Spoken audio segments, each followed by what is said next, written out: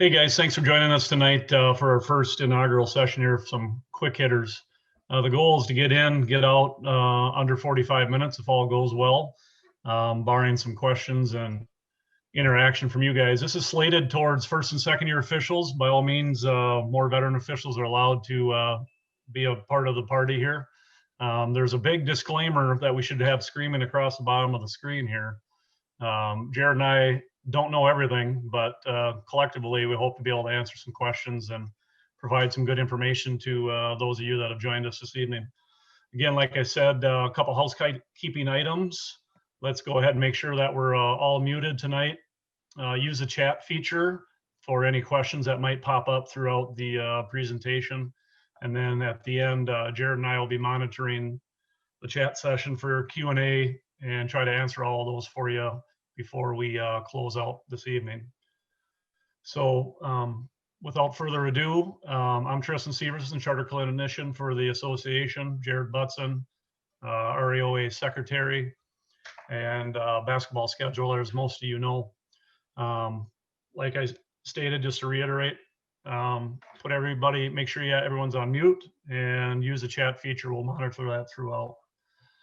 So with that, I'm going to get us started, again, geared towards our first and second year officials. So a good way to get started is to get started off on the right foot, make sure that we are communicating with our school and the AD ahead of time, usually 48 hours, 2 to 3 days ahead of time. That can be done via email, and that can be as simple as, hey, AD, this is Tristan Severson. I'm scheduled to officiate your 9th grade game at 5 p.m. at Casson Manorville Elementary School. Please confirm my partner is XYZ, something to that effect, just as long as we're communicating with the host athletic director. With that, then make sure that we're communicating with our partner or partners, depending on if we're doing 2-person or 3-person. And make sure that we are setting up a schedule to either ride with them or if we're meeting them on site.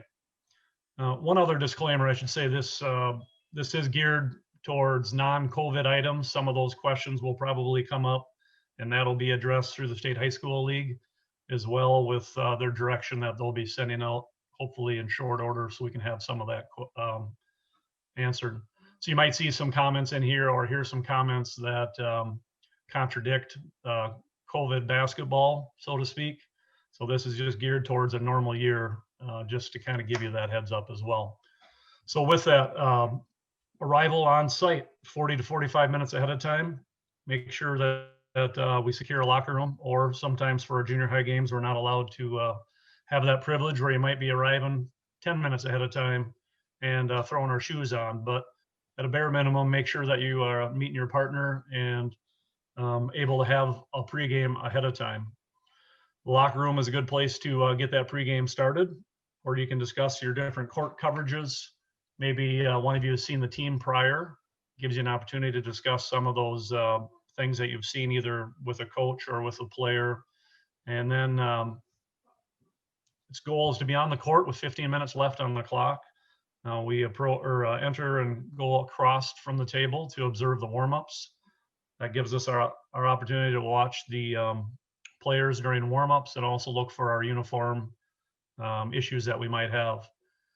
I've really started using the warm-ups as a good way to get myself mentally prepared for games. That's when you can start focusing in on different players and their tendencies towards how they utilize maybe a jump stop or start out their dribble, etc. It's a great place to get started.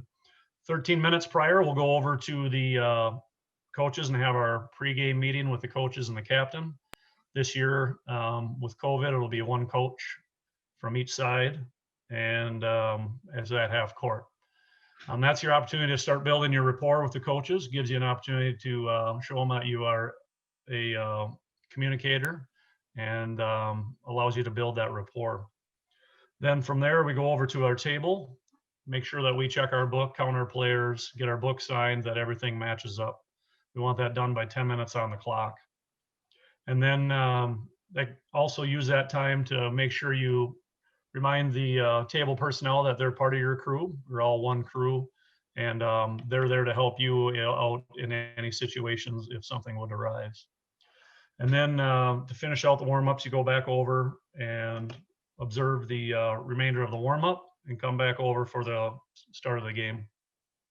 Jared, from here, you're going to jump into some equipment stuff. Go ahead. Yeah, just a second. Let's go with the chat here. Okay.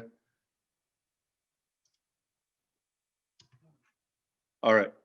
Yeah, it looks like the chat's cleared. Okay. Equipment-wise,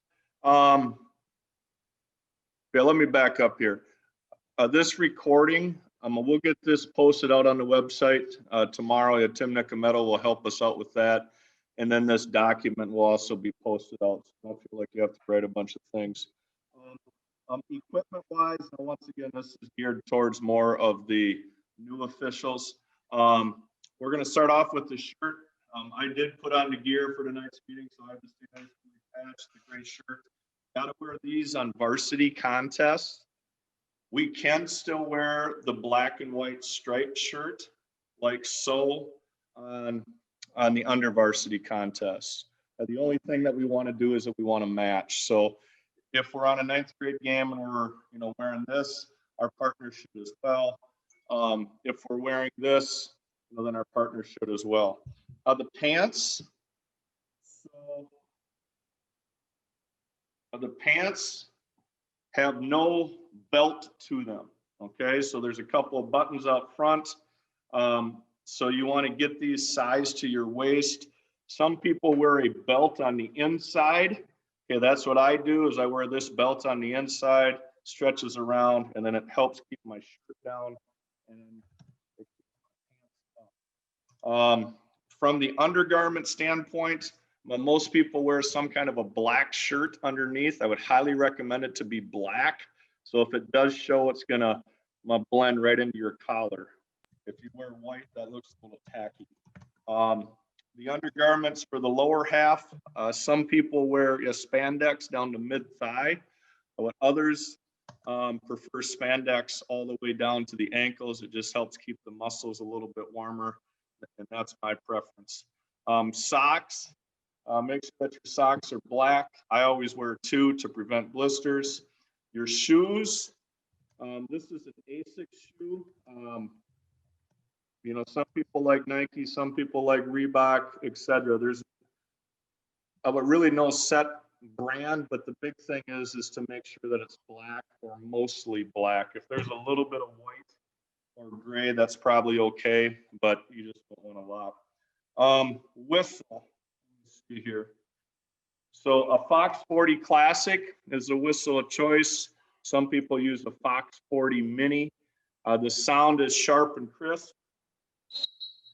I like to wear a neck noose. So I put it around my neck and then I tighten it up like so. That you can wear a little schmitty like this. COVID times, here is an electronic whistle. It's a Fox 40. Here's the sound. So it's a little bit different. You could wear this around your wrist. You could wear it around your neck. You could carry it in your hand. Once again, for the season, that's going to be a personal choice, whether you want to go with the e-whistle or the traditional whistle. I'll touch on, well, here, I'll throw up my jacket here. I would recommend with new officials getting a black jacket. It doesn't matter what kind, but sometimes our gyms are cold and you want to have a jacket on when you're not running up and down the court. And sometimes it's just nice to cover up the stripes and try to blend in a little bit to the crowd when you're standing around. The mask, as you know, we have to wear a mask when we blow the whistle this year. So you can wear a traditional mask like this, and you could go with the handheld whistle. That's fine. I worked with someone last week that they went with the traditional mask, then they put the whistle inside. So it would look like that. The mask that I wore last week, I liked it, but you sort of look like Pinocchio a little bit. This is the Fox 40. mask and you put it on, and then it sort of sticks out, little side profile there. See if I can sort of pull that up. That's where your whistle would go. On the inside is a hook. So I can hook my whistle. I can spit it out. I can report fouls. I can talk. I really like it. I know some people don't, but once again, it's a personal preference. I would strongly recommend that you sort of have a couple of different options when it comes to the mask and the whistle, and do a little trial and error your first couple of nights out. In fact, I just put in another order of some masks today for me. Hey, Dick Gussie, your volume is on. Dick, can you mute, please? Thank you. I got him. He's muted. Equipment. Are there any questions, Tristan, in the chat? We just had one from Joel Klunder. I got that answered. And then also we had another one on the mask whistle that was, well, Nick Amendo ordered. He was just saying the one that you showed is one that he ordered. Okay. And then Nick Amendo asked if jackets are required this year at the varsity level. And that's just a crew preference thing. It's not a requirement. Yep. That was it for questions. I don't see any other that come up. And with that gear, if you haven't ordered your items, I would get those ordered as soon as possible, because sometimes it can be on back order, but many times you can get it within about 3 days. So if there's no questions, Tristan, go ahead, opening tip. Yeah, perfect. Now we got all the good stuff the easy stuff all the way. Now we're actually going to try to ref some basketball. So for our younger officials that haven't done this too many times, opening tip, probably the best time to set the tone for the game. The referee is going to be the one that's going to toss the ball unless they designate to have the other partner or official throw it up in the air. This is something I'd recommend before your first time doing it, that you get somewhere and practice it. You can even do it in the back hallway right before the game if you have to, or in your garage or somewhere, but try to get a practice for tossing the ball. And then the umpire is going to stay on the table side facing the referee, and they're responsible for legally starting the game. A couple reminders with that. Once the kids get around the jump circle to begin the game, if they're within 3 feet of the circle, they need to be side to side. They cannot be back to back. So if you're the umpire and see a couple players, that are one in front of the other, make sure you get them that they're adjacent to each other, standing shoulder to shoulder, if you will, if they're within 3 feet of the circle. Once that gets done, referee's going to throw a nice straight toss, get us started, and the umpire is going to go with the direction of the basketball, whichever way it is tipped. The referee stands in, points direction, announces the color and which direction they're going. Blows his whistle right before he enters in, drops his whistle out of his mouth, step in and toss the ball. Jared, did you need some other stuff you wanted to cover next on the whistle? Yeah, we do have one question in the chat from Paulus. Let me go back to that chat, pull it back up here. Maybe I can pull it up. I can read it out loud if that helps. Yeah, go ahead. We'll read it out loud, then I'll answer. Yeah, it just says, this is from Paula asking, there is a change since the MSHSL meeting where they said you place the mask over your face after the whistle is blown. Go ahead to that. Speak to that, Jared. Yep. So, yeah, what's been changed, Paula, is that the officials must have a mask on at all times when they're calling the game, just like the players have to have a mask on at all times when they're calling the game, just like the coaches and as spectators. That came out on Nickleby's email on December 30th. So a couple of items with that. You can go with that traditional whistle. You can go with the e-whistle. My personal preference is that I like the traditional whistle. So then you got to wear a mask over the top of that. I mean, you can still hear it fine. But that was that specialized mask where I have it buried in the mask. One of my partners on Saturday when I worked had a gaiter with a hook. He wore the gaiter the entire game, and then he just had a hook for the whistle so he could spit it out and he would still have his gaiter on. The one thing he did say about the gaiter is that it did get quite warm during the game. But I was pleasantly surprised with the mask on and the whistle. It did not irritate me. I didn't even know it was there. I didn't think about it, put it that way. I guess I knew it was there, but I didn't think about it. It didn't take away from me calling the game. I could still talk. I could still breathe. I could still run. So my guess is by Monday that there's going to be some protocols coming out from the league. What do you do if a player doesn't keep their mask over their nose? I think, I don't know, but I think it's going to be treated a lot like a person with a uniform issue. You're going to remind them, you're going to work with them, you're going to work through their coach. You're not going to stop a game, but you're going to try to catch it during a dead ball, like a free throw, a ball out of bounds. If the player is routinely not compliant, sure.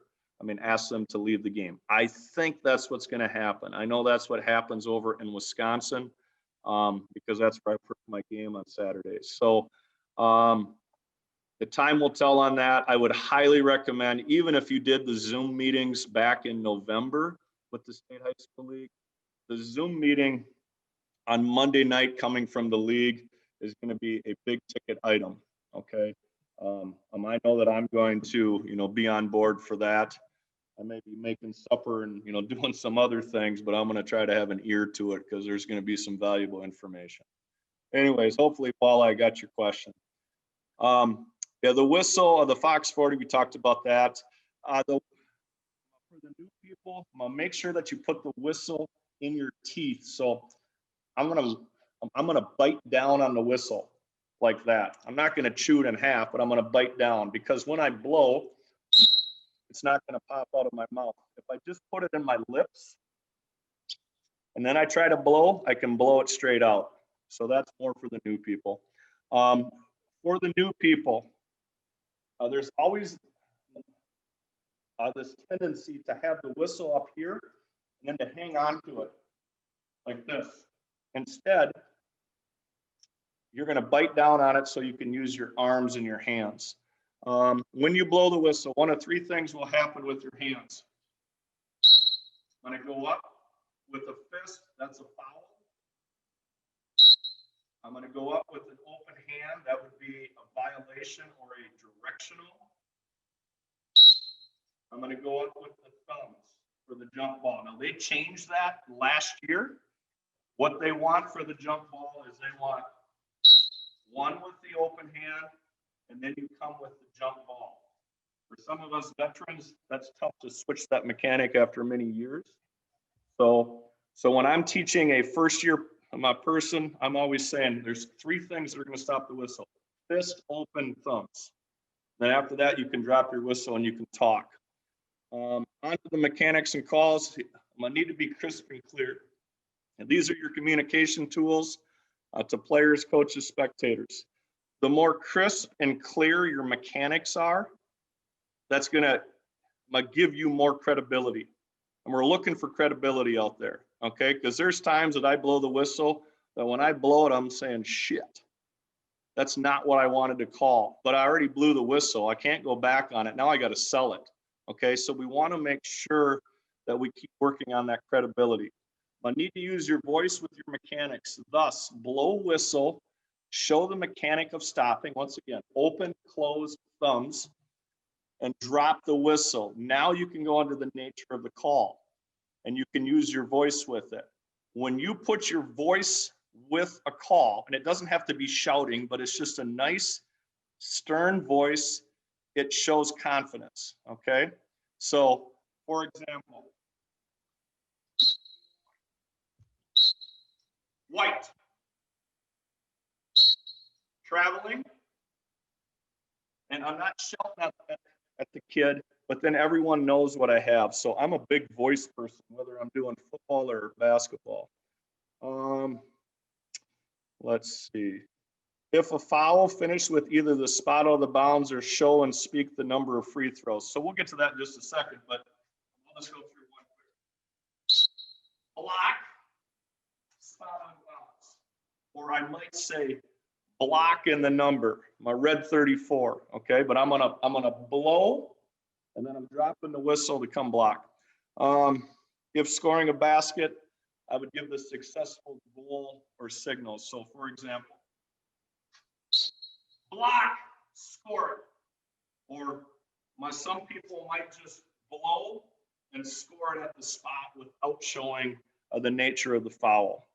What the league wants is they want the nature of the foul at the spot.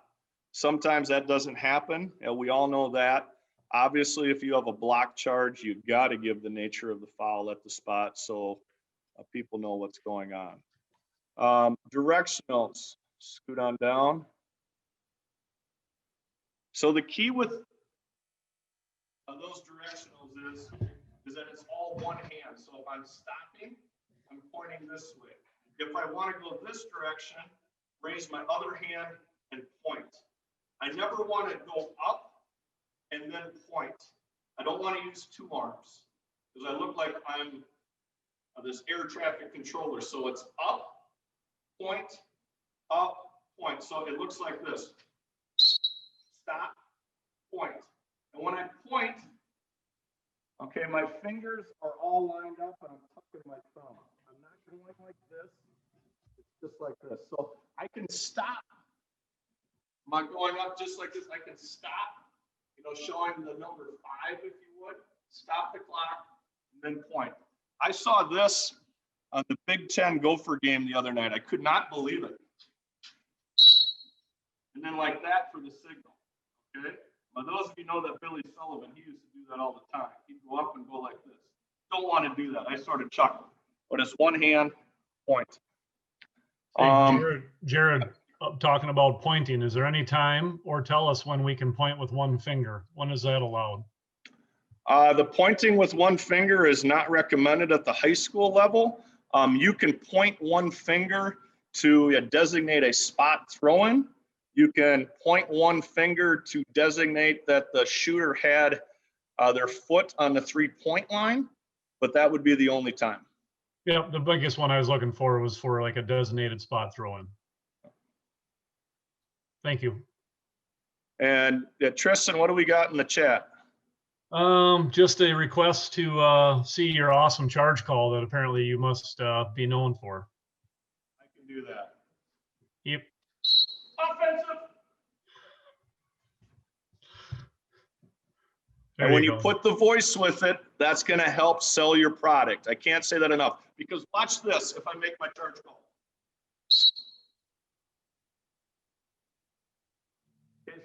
So people heard the whistle, but the players right there, they're like, okay, what happened? Was it block or charge? I go up and I go charge, or I go up offensive. Now they know. Tristan, you. Thanks. I don't have the, I didn't don the awesome famous attire, guys, but I'm going to go through some violations in those signals. So bear with me. I don't have a whistle. So a couple of them. We always want to go up with the open hand, as Jared demonstrated for all of our violations. This is a traveling violation. Point in the direction. Open hand for our next violation. Illegal dribble. I have to look at it. It's not big enough. My eyes are getting bad. Stop the clock. 5-second count. That's when we have 5 seconds closely guarded. Open hand. 10 seconds for a backcourt violation. That would be when the ball does not get front court status within 10 seconds after the ball started in the backcourt. Violation, carrying or palming the ball. Our next violation is an over and back signal. That would be when a player touches the backcourt after being in the front court illegally. 3 seconds in the lane. That's when an offensive player is in the free throw lane for 3 seconds while their team is in control of the ball in the front court. Kick. I don't know if I can get that high enough, Jared. Kicking the ball. Basically, it's a light leg, your kick just above the ground, about 6 to 8 inches. And then the last one is elbow swinging elbow violation. I believe that was all of them. Did I miss any? I think you got them. Awesome. So I'm going to piggyback off the violations before I go into fouls. Okay, this book right here, the MI, as MJ calls it, which is the Mechanics Illustrated for 2- and 3-person high school crews. This is the Bible right here. Okay, when we're talking mechanics and positioning, it's all in here. What every year, and I've been doing this for close to 25 years, I try and read this book from cover to cover at the beginning of the season. And maybe I pick up something, but it's more reminders for myself on what I should be doing from a mechanical and from a positioning standpoint. So I'm on page 15 in this book right now, and it goes through all of the signals that we're talking about. Tristan just talked about the violations, okay? And I'm going to talk about the fouls, but they're all right there. Great resource. So let's go into the fouls, okay? So I'm going to go closed fist straight up, because that is the indicator. A coach will recognize if you go fist or if you go open. If you go fist and you come out of there and start calling a travel, okay, a good coach is going to say, wait a second, Jared, you had a fist. Yeah, what was your foul? So our mechanics communicate the story out on the court. Then I'm going to go with the nature of the foul. So it's going to look like this. Push, block, and a block technically is going to be 2 hands open to the waist. Now, sometimes we get excited and we come with fists and we slam it, but just be careful. It should be open hands. And once in a while, I am guilty of that as well. A charge I showed. Charge. Let's see. Illegal use of hands. And then I'm going to go to the side like this, and I'm going to come through. Okay? So we got a hit on the forearm. Some people call it a hack. Technically, it's the illegal use of hands. Holding, and I'm going to grab it. I'm just going to pull down just a little bit. Holding, with a hand check, just like that.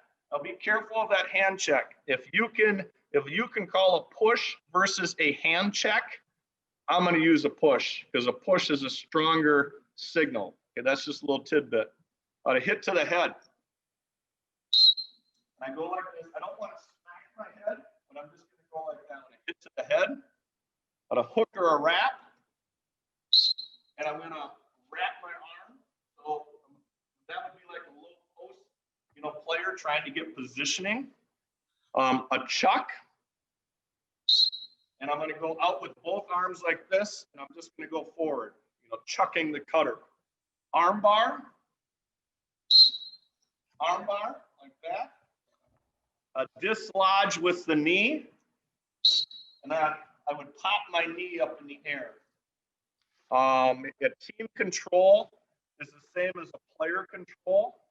So if we would have an illegal screen, go up, punch. A lot of people will say offensive to that, or they might say with illegal screen. Okay, at a technical foul, but technically it's this: up with the fist, and then you show the T like that. Well, many times we get excited and we just go like that. It technically is fist first. Intentional foul.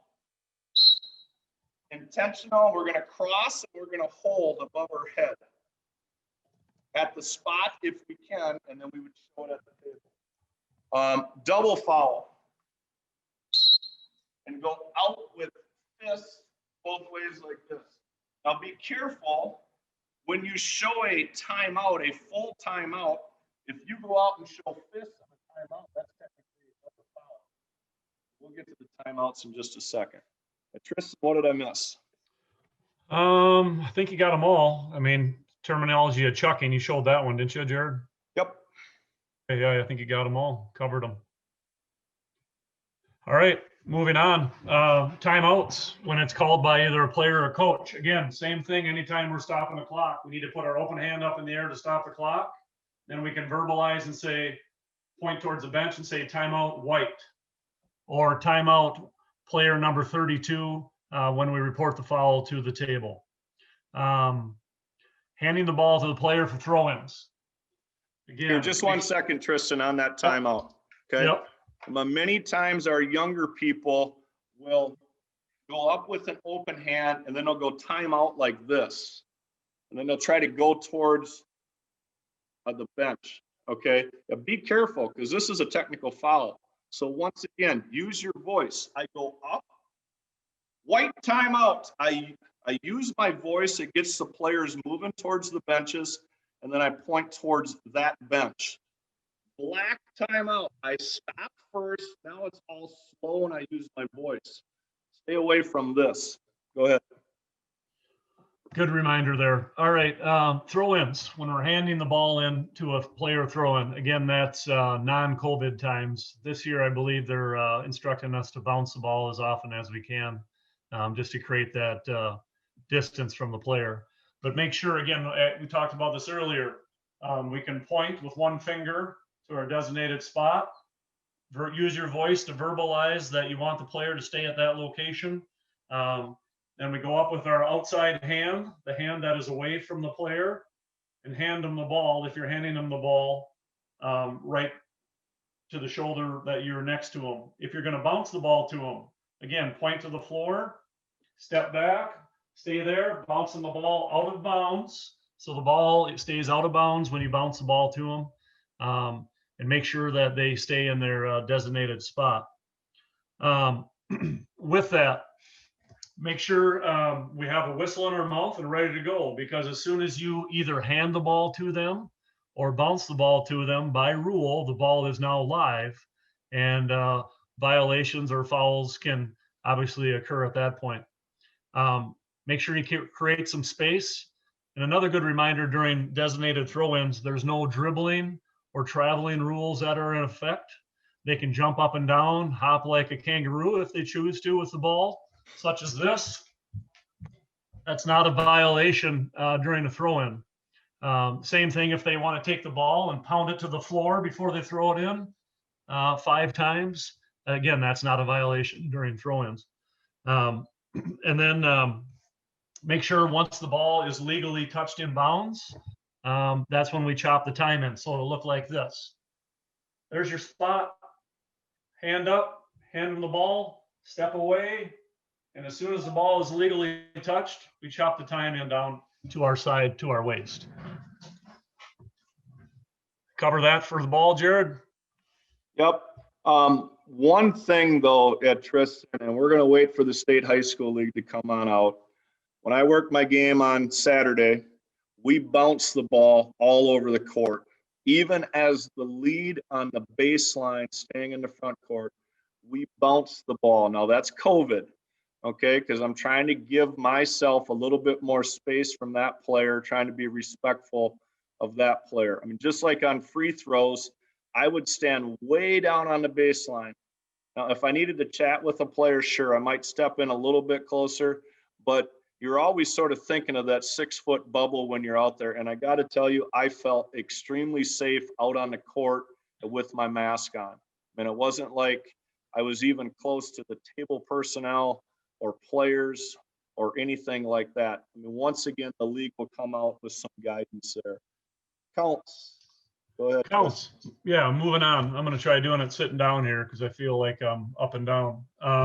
So a couple different times when we need to be counting. 3 seconds in the lane, 5 seconds closely guarded, 10-second backcourt count, 5 seconds for throw-ins, those different things. So a count should look like this. Level, straight up, and then we're bending at our elbow, and that's where we're creating our count. A good rule of thumb is practice timing them. get out a stopwatch, have someone help you, or do it on your own. Put a stopwatch on the table in front of you and start getting your pace. Counting in your head, 1001, 1002. Once you get to 10, look down and see how close you are. Then you have a pretty good idea on how accurate you're being. So don't be afraid to look like a buffoon in front of the mirror, because sometimes that's what I do as well, just to make sure that I'm portraying what I want to be portrayed. Anything else on counts, Jared? Nope. Perfect. All right, on to some other items. Preliminary signals for three-pointers. They're up here. We want to use our hand that's closest towards half court. It shows the table and the coaches and the benches that it's a marked three-point signal. And if it's successful, we would go up with two hands such as that. Free throws. Once we are signaling either to our partners or to the table how many free throws we are shooting, I use a 3 like this, 2, 1, and 1 and 1, and we stretch those out to our sides. Tipped balls, showing our partners that we had a tip ball, that we're not going to have a backcourt violation. Up to our side, either way, letting them know that we had the ball tipped by the defense as it goes into the backcourt, and we're not going to have a over and back or a backcourt violation. Same thing if you want to help your partner on a out of bounds call, you might need to use that tip signal. Quite often your voice there will probably suffice just as well. And then beckoning substitutes onto the floor, the actual signal is waving them towards your face. I don't think many of us veterans do that. We usually just tell them come on in, and maybe a quick wave like this, just verifying that they're allowed to come in on the court. And then lastly, if we're going to cancel the score, we wipe it. And then if we're going to count the bucket, it's actually like this. And we could either signal 2, or if you're counting the bucket, it would be a three-pointer such as that if we're scoring a basket.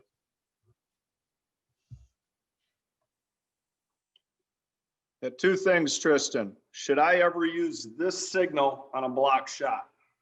Oh, good one. No, you should not. Why? Because you kind of caught me off guard here.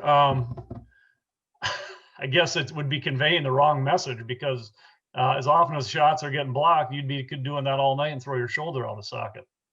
I'm probably missing your other point that you're trying to drive home here. Go ahead. Yeah, you are. Okay, so what happens if I show that tip signal, and while I'm doing this, I'm a Tristan, cracks and goes fist. Talk me through that one with the coach, Tristan. Oh yeah, good point. Yeah, the official's going to see both signals. For some reason, they can sometimes have walleyes, so they can do that.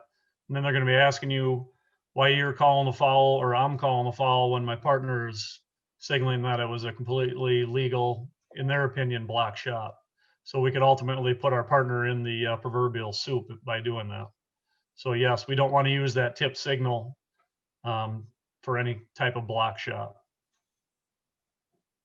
And then one other thing, when you're doing your counts, should you go out with one finger, 2 fingers, just your thumb? I mean, how should we swing our arm out? I mean, you talked about the elbow, but I mean, how should the fingers be?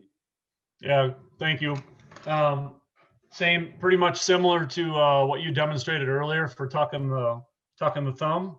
You can either do that when you do your signal, or I usually do it this way and leave it just like that. So it looks like this. And when you switch arms with your count, what does that signify? Well, if it's in the front court setting, when we have different defenders switching, or if I'm switching from a held ball situation to a dribbling situation, that's what we're doing. So we have 1001, 1002, 1003 with someone dribbling, and then all of a sudden they pick the ball up, then I'm switching to my right hand, 1001, 1002, and so on once they're holding the ball. So when we're switching hands, that's showing that a different count has started. Could be dribbling, could be holding the ball. Okay, thank you. I don't see any questions in the chat. We're going to talk a little bit about positioning. We're going a little bit late here, but I'll blast through this pretty quick. Okay, the toss. Now this is all in two-person. The referee is going to toss the ball. The umpire is going to chop the clock. If you want to switch up the toss because you're not comfortable, you can do that too. The tosser faces the table. They're going to sound their whistle. Then they're going to drop their whistle because they'll step in and toss. What new officials never have a whistle in your mouth when you toss because you could end up swallowing it if you catch a player's knee or elbow. The umpire is going to have their hand up, and once they chop, or once the ball is legally touched, they're going to chop, and then they're going to go the direction that the ball goes. So if the ball goes towards the offensive basket, the umpire would go that way. If it goes towards the defensive side, the umpire would also go that way. The umpire is going to go with the ball. Then the tossing official, the referee, would then follow in to that other position. Half court set. Your trail, the home position, if you will, is going to be at the 28-foot mark. And you can start off towards the side, but the play will dictate that you're going to have to come onto the court some.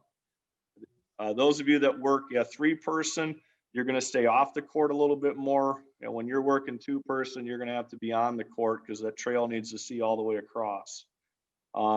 And then we're going to move trying to get our angle. And we never want to be straight line where I'm looking through that defender's butt or I'm looking through that offensive player's butt. I want to be looking between the players. In the business, we call that getting straight lined. And usually if you take a couple of steps one way or the other, you can walk yourself into a pretty good angle. We call that a position adjust. The lead in a two-court set, in a half-court set, they're going to be down on the baseline, standing about 3 to 4 feet out of bounds, away from the baseline. Too many young officials will get right up on that baseline. Depth is your friend, and you're going to be able to see if someone steps out of bounds. You're going to be able to see the court better if you step about 3 to 4 feet back. If the ball is out wide on your side of the court, then you're going to be out wider, out to about maybe the 3-point line or a step inside the 3-point line. If the ball is across the court in front of the trail, I'm going to be in the closed down position, which means that I'm basically right where the block is, but I'm out of bounds. As sometimes I may pinch the paint, which means I'm going to take a step into the paint and take a look at a play to get an angle, like a drive to the basket, and then I'm going to back on out. The full court, my press, my transition, we want to keep the players boxed in. So the old lead, new trail is going to chop time and have the backcourt count. The trail, or excuse me, the old trail, new lead now, is going to start out about half court. Okay, and then they're going to move dependent upon the players. If there's a baseball pass, they're going to have to sprint to the baseline. If there's a trap over on their side, I mean, they can help with the trap. Ideally, the trail coming up the court is going to have the ball all over the backcourt count because they need to see the ball because they got to have the backcourt count. Okay, so that my new lead going down is going to work a lot of off ball. Free throws. The lead is going to be the only official that's going to touch the ball and administer the free throw. The lead is not going to do that until they see the trail go out with 2 or 3 or 1-and-1, like Tristan said. That trail is going to be table side. So I'm going to report my foul, and then I'm going to stand at table side halfway. The trail is going to be halfway between the lane line and the sideline. And they're going to be at a 45-degree angle so they can still see the shooter's feet. And then if the table is this direction and towards the screen, I'm going to go out with one, and then I'm going to count with my hand opposite the basket. So it's going to show the score. But I'm not going to do the counting or anything like that until the ball is in the shooter's hand. So then the lead is going to be opposite the table. So they're going to bounce. They're going to stand out of bounds. And then when we're getting ready for that last shot, they want to be 4 by 4. They want to be 4 feet away from the lane line and about 4 feet out of bounds.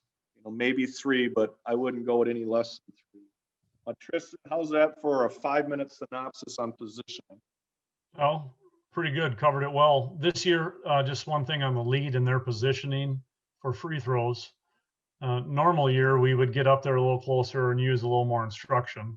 This year, they basically want us to stand almost directly under the basket, if not close to the end line, to deliver our message to the players if we're shooting 2 or 3 or 1, and then bouncing the ball. So just a little side note on that. Thank you. Is there anything in the chat, Tristan?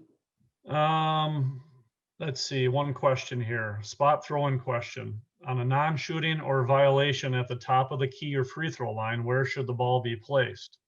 Good question, Joel. And when should it go to the baseline and when to the sideline? Is preferred location opposite the table? So, Joe, chime in here if I want to make sure I understood it correctly. But there's the old triangle that we talk about, if that's what you're getting at. So if the violation or foul occurs in that triangle, so that includes all of the lane line. And then if you would take and draw a straight line from the end line and the sideline, that corner, up to the free throw line. I think Jared's trying to find it in his book there. It's called the triangle. So if the violation happens in that triangle, we go to the baseline. And if that foul or violation happens outside of that triangle, then the ball would go to the sideline for the throw-in. Is that the question you had? I see you nodding, so I assume that's it. Okay, perfect. Then talk about backcourt with that too, Tristan, because the same applies, and a lot of people get that wrong. Backcourt, you're referring to if we have a violation that's going the other direction? Yeah, like the same thing with the whole triangle that you just talked about. It still applies. Yes, it would. Correct. So you're saying if we have a traveling violation by an offensive team, and Yep. then we're going to throw it into the opposite team and go to the other end of the floor? Yep. Yeah. Okay. Yeah. Same thing would apply. Are you able to find that diagram there, Jared, and just put it up in front of the screen quick, or haven't you found it yet? No, I'm not. I will find it though. Okay. Oh, there it is. Got it. I'm on page 177. 177.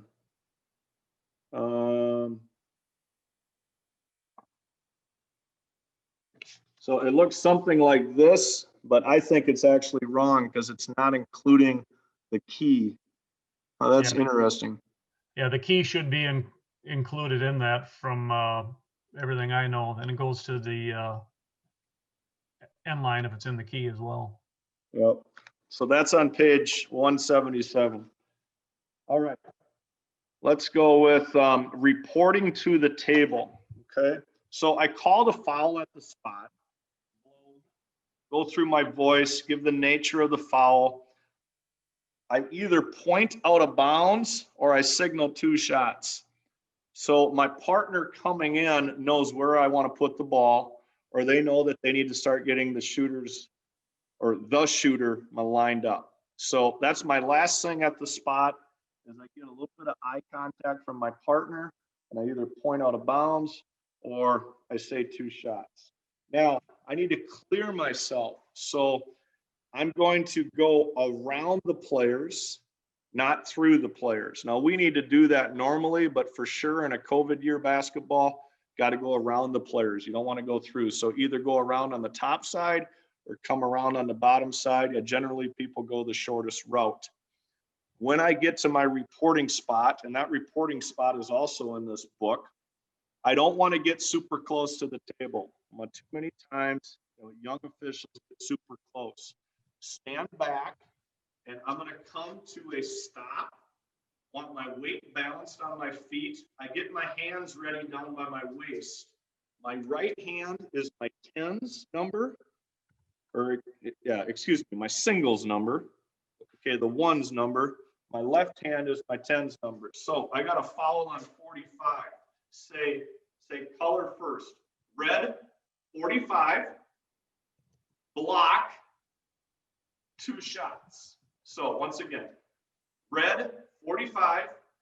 Block, 2 shots. And the 2 goes out towards the division line. If I come on up there and I go black 22, hand check, spot out of bounds. I can point to the spot, or I can just say spot out of bounds. Or some people might just go red 22, hand check, and they spin around and they're ready to go. But it's always color first, then number. Purple 22, hand check. And don't make things more complicated than they need to be. Don't call purple blue. It's purple. Everyone knows that it's purple. We can all say purple. Yes, it's 2 syllables. Go with it. Because I'll tell you what, if you're calling a Tennessee Volunteer game and they love their orange down in Tennessee, and if you call that red, you might not be reffing anymore. Call it what it is. I mean, it's orange. Tristan, reporting to the foul. What did I miss? I think you got most of it, Jared. I didn't. Oh, let me go through this one, okay? Because here's one. We called a foul, blocking foul, and the ball went in. So I counted at the spot. Now I get to the table, score the bucket. Red 45, block, 1 shot. Or score the bucket. It's a 3. Red 45, hit on the arm, 1 shot. Once again, use your voice. It gives you credibility, and it tells a story with your signals. T? Yeah, close it up here. We had one question. Kevin just asked if masks are going to be required when we're reporting fouls, and I just let him know, yes, masks are to be on from the time we enter the building until the time we leave. Obviously, short of taking a drink of water, or for those of us, if we're out of shape, maybe need an extra couple pints of oxygen. But other than that, yes, our masks would be on at all times. So that we might have to get creative. We might have to do some different things for the way that we communicate with the table. We might have to use our voice a lot louder than we normally do. It's going to be trial and error. Some of these things are going to be a work in progress, and don't expect what works right out of the chute. If you think it's going to work, it might not work, and you might have to adapt and try something different. So hopefully we can get through the year together and move on and not have to worry about this come next year. So just a few final thoughts, again, geared towards some of the younger officials. Just a second, Tristan, can I interject here with 2 questions that Hal Norman sent to me privately? Okay. Oh, sure. I think you can see the question here, everyone. Also, when you count for throwing the ball in, then you change hands to count for a 10-second count. What Hal's saying here is that when I hand the ball, so I take the ball, I hand, I step back, up, count, I chop, and now we have to come with another count. I prefer Hal to go with an opposite arm because it breaks it up. I'm here, I chop, and then I come with that same hand to count. So yes, I would switch hands. The other question, I thought after reporting the foul, we go over opposite the table. Not necessarily. You're going to, if you were in lead, Hal, and you call the foul and you're staying in the front court, you're going to switch with trail. So trail would then come down to lead, and you were lead, you would report and stay trail. If you're trail and you call a foul and you're staying in the front court, you're going to report, and what you're supposed to do is you're supposed to switch with lead. We're supposed to switch every single time on a foul. Tristan, is there anything to add to that?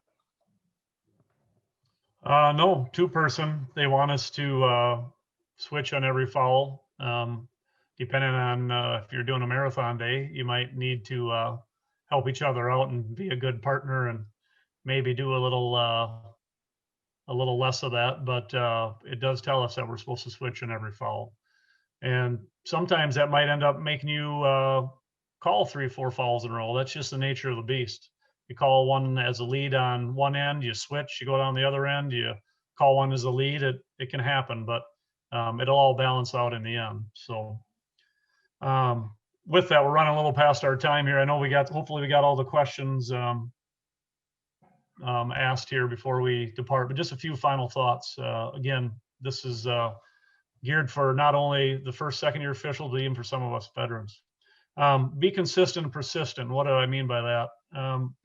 If we're consistent in the way we approach the pregame duties before every night we go out, and we're good communicators, that's only going to bode well for us as we begin this adventure. And persistent is don't get frustrated with the little things. We're all going to have things come up and nag us every once in a while, but know that there's better games ahead, or there's better opportunities. And if we're persistent and stick at it, it's our duty as association to help along these younger officials, encourage them, because Lord knows I won't be here in 20 years doing this. And there's probably a few more of us that won't be here in 20 years doing this. And with that, I came up with the Sac Principle. This one I think is pretty easy to remember, but if we can, if first and second year officials can incorporate this into their mindset, it might help for them. So the S stands for safety. We take care of all the safety fouls and all the issues that might arise for player safety. We're only going to do good things for ourselves and for the game of basketball. If we don't, the A is for advantage. If we don't allow any unfair advantage to be incurred by any team, we're going to help ourselves out, and that's going to bode well. The first C is for consistency. If we're calling a block charge play the same way on both ends of the floor, or ruling an illegal dribble the same on both ends of the floor, we're going to be consistent, and that's going to bode well for us. And then the last C is composure. If we can keep our composure from the time we show up at a facility until the time we depart, and by the way we communicate with our partners, by the way we approach the players and the coaches, man, the sky's the limit for you, whatever you decide to do. And then rules knowledge. It's ever evolving, man. I thought I knew a lot about rules when I was 5 years into it. Frankly, I didn't know anything when I was 5 years into it, and I'm already 20 years in, and I still got plenty of things to learn. So just know that just because you're starting out, don't expect to know all the rules, and you're not only going to gain rules knowledge through officiating, you're going to gain it through discussions with other officials. You're going to gain different philosophies and how to apply the rules. That'll all come in time. Just again, back to the first thing, be consistent and persistent. Realize it's just going to take some time.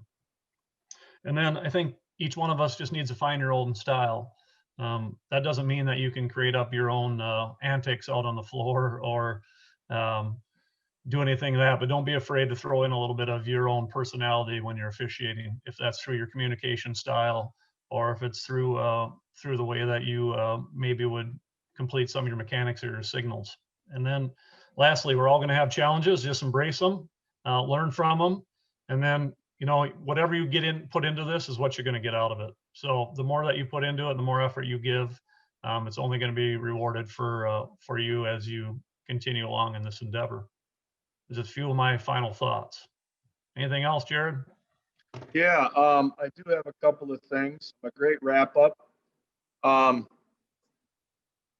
Hal had asked, I thought last year we switched and they wanted us to go opposite the table so we could see a potential sub coming in. Hal is correct on this. I am in my book, once again, my Bible here, if you will, page 85, Crew of 2, Chapter 10, Reporting Fouls and Switching. And just like Tristan and I said, you want to switch on all fouls. That's what's in the book. Okay. Now, if we're shooting a foul, okay, so let's say that the trail, well, let's say that the lead calls a foul and we're shooting. So the lead's going to come up, report, and they're going to become the trail. And the old trail who did not report becomes the new lead. But Hal is correct in that they switched it last year, that the trail doesn't stand table side on free throws. They stand opposite table side so they can see the sub. And I was incorrect when I went through my positioning. So Hal, thank you on that. Now, if we would have a situation where we would have a foul and trail, so let's say it's a 3-point shot, I'm trail, I call it in a 2-person set, I turn and report, I stay trail. That would be the one time that you would not switch and that the trail would just stay, because the calling official on free throws in 2-person should be the trail. A good point. What Marshall just came with me with the private, what the WIAA had, now that's Wisconsin, suggested not to switch on all fouls as you will go around and near players more. Once again, that is TBD if we're going to be switching less this year because of COVID. We're taking this right out of the manual, obviously. So we're going to be all a lot smarter about a week from now. Tristan, that's all I got. I got nothing. I appreciate everybody's attention, and hopefully you're able to gather something out of this tonight while you joined us. But does anyone have any questions that they would like to unmute and speak?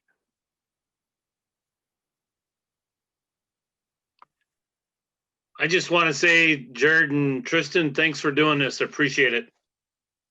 Thanks, Kevin. I was going to say thank you as well. Thanks, Hal. Sounds good. We're going to have a few more coming up, so hopefully you'll join us for with popcorn and your favorite drink coming up on Sunday night. If you have any questions that pop up, don't be afraid to reach out to Tristan, myself, with MJ, Marshall, Jim Fall, Vice President. We'd love to help. If we don't know the answer, we will research and talk to someone, talk to the league, and get you the answer. And have a great night, everybody. Take care.